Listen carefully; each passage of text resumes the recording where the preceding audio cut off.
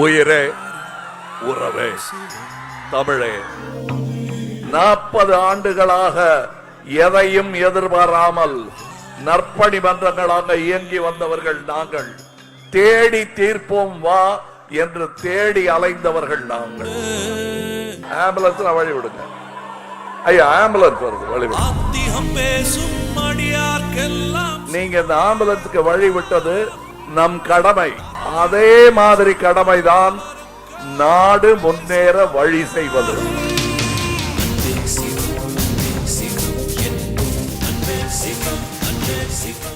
உயிரே உறவே தமிழே வணக்கம்.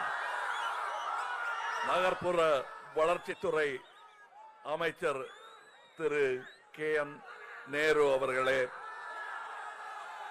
திருவிக நகர் சட்டமன்ற உறுப்பினர் திரு தாயகம் கவி அவர்களே, முசிறி சட்டமன்ற தொகுதி உறுப்பினர் திரு ந தியாகராஜன் அவர்களே, துறையூர் சட்டமன்ற உறுப்பினர் திரு ஸ்டாலின் குமார் அவர்களே, மாவட்ட ஊராட்சி குழு தலைவர் திரு தர்மன் ராஜேந்திரன், நகர செயலாளர் திரு முரளி, நகர்மன்ற தலைவர் திருமதி செல்வராணி மலர் மன்னர், மக்கள் நீதி மய்யம் கட்சியின் நிர்வாகிகள், தொண்டர்கள், தோழமை கட்சியினர், மீடியா அனைவருக்கும் என் வணக்கம். பரிவட்டம் கட்டினாதான் தேர் இழுக்க வருவேன் அப்படின்னு சொல்றவன் நான் இல்ல. நம் தேர் நகர்ந்தாக வேண்டும். அதற்கு எந்த பகுதியில் நின்று கயிறு பிடித்தாலும் நான் தயார். அது எனக்கும் இந்திய நாட்டிற்கும் தமிழகத்திற்குமான காதல் அரசியலையும் தாண்டி புனிதமானது. இல்ல திடீர்னு ஏதோ டயலாக் சொல்றாருன்னு நினைக்க வேணாம். 40 ஆண்டுகளாக எதையும் எதிர்பாராமல் நற்பணி மன்றங்களாக இயங்கி வந்தவர்கள் நாங்கள். தேடி தீர்ப்போம் வா என்று தேடி அலைந்தவர்கள் நாங்கள். இன்றும் நாங்கள் தேடி வந்திருக்கிறோம். நான் சீட்டு கேட்டு வரலைங்க, தம்பிக்காக சீட்டு கேட்டு வந்திருக்கேன். ஆனால் தமிழகத்திற்காக நியாயம் கேட்க வந்திருக்கிறேன். என்ன நியாயம் கேட்க போறீங்க? நான் ஒண்ணும் இல்லை, நீங்க பாருங்க. பாஜக அரசு ஆளும் மாநிலங்களில் வளர்ச்சி இல்லை என்பது நாடறிந்த உண்மை, நாம் அறிந்த உண்மை. ஆனால் நம்ம ஊர்ல நம்ம வரியா செலுத்துற ஒவ்வொரு ரூபாய்க்கும் 29 பைசா தான் வருது. இருந்தாலும் காலை உணவு திட்டம், மகளிருக்கான நிதி உதவி திட்டம், இலவச பஸ் பாஸ், அரசு பள்ளிகளில் படிப்பவர்களுக்கு கல்லூரி வரை சென்று படிக்க திட்டம், இது இத்தனையும் நாம் செய்வது. நாம் கொடுத்த ரூபாய்க்கு 29 பைசா வருது. அதை வச்சுக்கிட்டு செய்யறோம். 71 பைசாவை கொடுத்து பாருங்கள். நாம் நம் திராவிட மாடல் நாட்டுக்கான மாடலாக இருக்கு. நாம் தழுவிய அந்த மாடலை நாடும் தழுவ வேண்டும் என்பதுதான் எங்களுடைய விண்ணப்பம். புரிஞ்சா செய்யுங்க, நாட்டுக்கு நல்லது. உங்களுக்கு நல்லதான்னு கேட்டா அது எங்களுக்கு தெரியாதுங்க. நான் என்னைக்குமே சொல்லிட்டு இருக்கேன், திராவிடம் அப்படிங்கிறது நாடு தழுவியது. அது என்னங்க நாடு தழுவியதுங்கிறீங்க? திராவிடங்கிறது இங்க மட்டும் தானே இருக்கு. இல்லைங்க, சரியா ஒத்து பாருங்க. இதெல்லாம் யூடியூப் காலம், இன்டர்நெட் காலம். இங்க இருக்கும் முகங்கள் மாதிரி அதே சாயலில் முகங்கள் பீகாரில் இருக்கிறது, பெங்காலில் இருக்கிறது. அதன் அர்த்தம் என்ன? நம் திராவிடம் இது ஆந்த்ரோபாலஜிக்கல் உண்மை, அகழ்வாராய்ச்சி சொல்லும் உண்மை. திராவிடம் நாடு தழுவியது.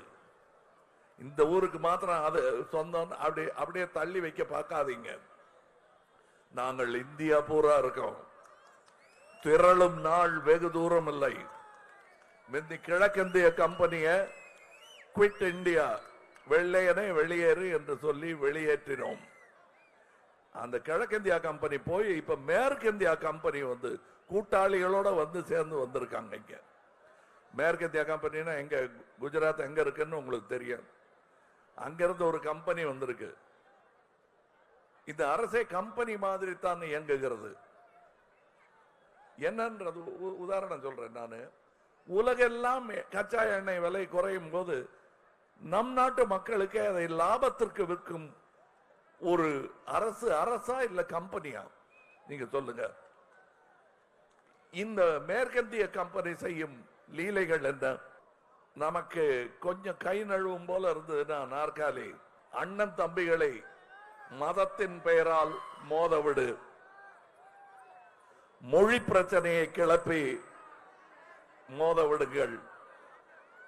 அதுவும் பலிக்கலையா? கவர்னரை அனுப்பி இடைஞ்சல் பண்ணுங்க ஒவ்வொரு மாநிலமாக.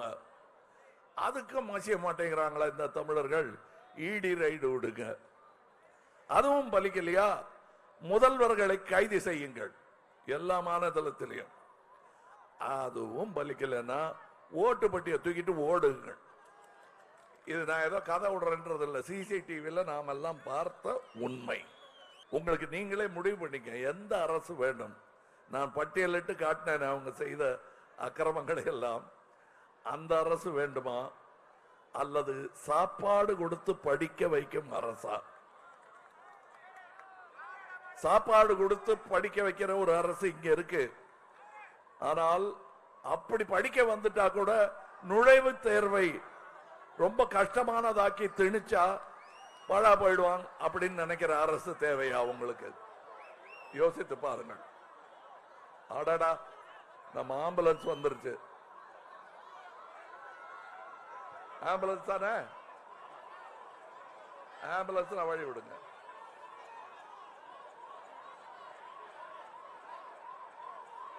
கொஞ்சம் வழி விடுங்க பிளீஸ். ஐயா, ஆம்புலன்ஸ் வருது, வழி விடுங்க.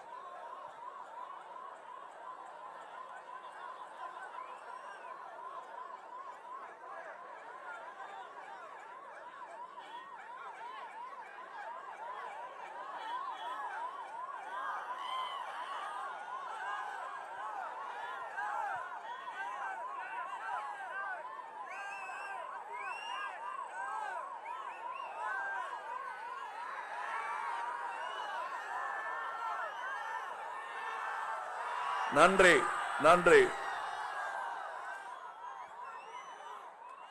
இப்ப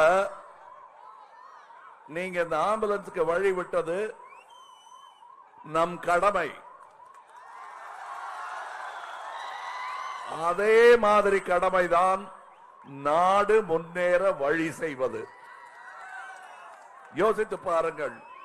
உங்களுக்கு தொழிலை பாதுகாக்கும் அரசு வேண்டுமா இல்ல ஜிஎஸ்டி போட்டு தொழில்களை எல்லாம் முடக்கும் அரசு வேண்டுமா? தமிழை போற்றும் அரசு வேண்டுமா இந்தியை திணிக்கும் அரசு வேண்டுமா? சொல்லுங்க, சொல்ல மாட்டேங்கிறீங்க. அனைத்து ஜாதியினரையும் அர்ச்சகராக்கும் அரசு வேண்டுமா? ஜனாதிபதியாகவே இருந்தாலும் வெளியே நில், இது கர்ப்பகிரகம் என்று சொல்லும் அந்த அரசு வேண்டுமா?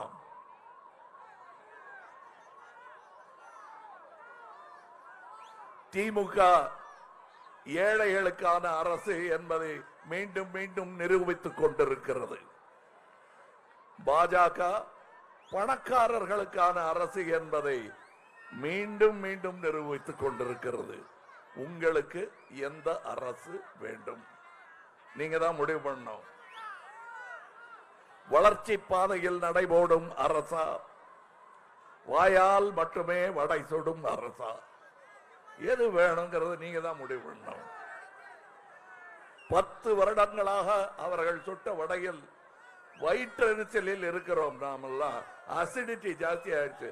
ஏன்னா அது வடையே இல்லை, வெறும் காத்து, வாயில சுட்ட வடை. அது யாருக்கு வாக்களித்தால் உங்கள் எதிர்காலம் நன்றாக இருக்கும் என்று யோசித்து பாருங்கள்.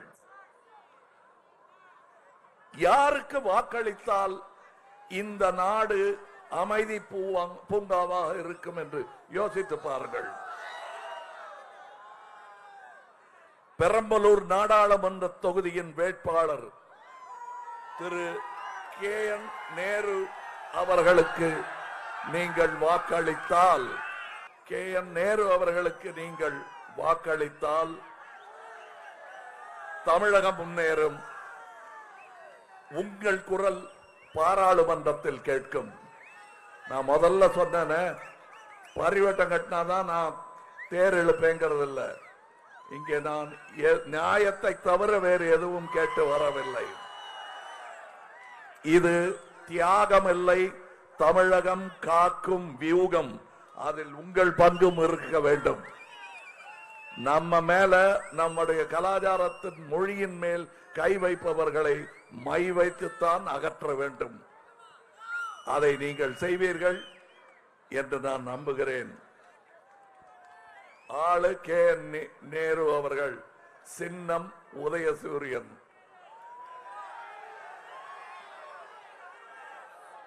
KN அருண் நேரு அவர்கள்.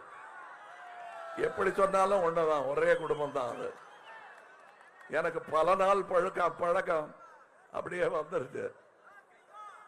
அந்த நேருல இருந்து இந்த நேரு வரல. நான் சின்ன பிள்ளையா இருக்கும் போது பார்த்துட்டு இருக்கேன். நான் ஜவஹர்லால் நேரு குடும்பம் போல் மக்கள் சேவை செய்து கொண்டிருக்கும் ஒரு நேரு குடும்பம் இந்த குடும்பம். இதற்கான சாட்சியங்கள் திருச்சி வட்டாரங்களில் எங்கும் தென்படுகின்றன, இனியும் தென்படும். அதற்கான வழிவகுங்கள் உங்களால் முடியும். பொறுமையுடன் காத்திருந்து, பரிவட்டம் கட்டவில்லை என்றாலும் நாங்கள் தேர் இழுப்போம் என்று சொல்லும் மக்கள் நீதி மையம் தொண்டர்களுக்கு ஒன்று சொல்லிக் கொள்கிறேன். இன்று மட்டுமல்ல, நாளையும் நமதே. நன்றி.